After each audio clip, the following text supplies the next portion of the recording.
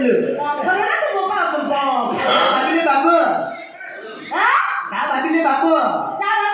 ନା ପଚାଶ ମୋତେ ଲାଜ ମାଡୁଛି। ମଣି ଏ ବୟସରେ ପୁଣି ଲାଜ ଆଉ କୁହ କଣ ପଚାରିବାକୁ ପଚାରେ ଯଦି ବାହାରକୁ ଅଛି ଯଦି ମୋର ଭିତରକୁ ପଶି ପଶି ଯାଉଛ ଆଖି ଭିତରକୁ ପଶି ଯାଉଛି ଆଉ କଣ କଣ ଭିତରକୁ କଣ ପଶେ କି ବାବା କଥାଟା ମୋର ଯେତିକି ଜିଭାରୁ ଆସୁଛି ସେତିକି ମୋ ପେଟ ଭିତରୁ ଗଳି ଯାଉଛି।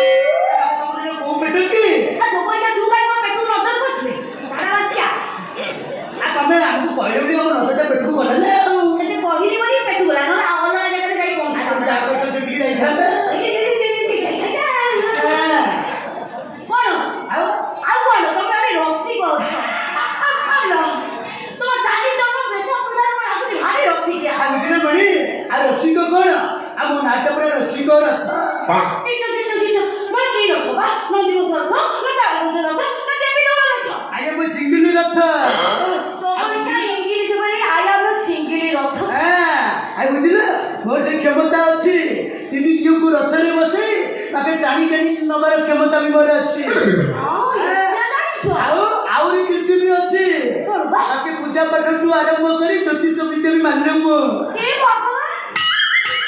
ତମେ ଜ୍ୟୋତିଷ ପାଠ ବି ଜାଣିଛ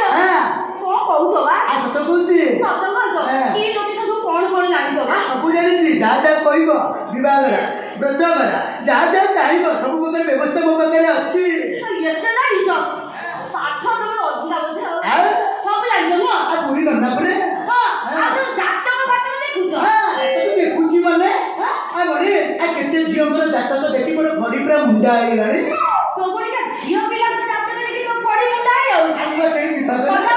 ପୁଅ ପିଲାଙ୍କ ଜାତକ ଦେଖୁନୁ ବୁଝୁନ ବେମାର ହେଇଯାଇଛି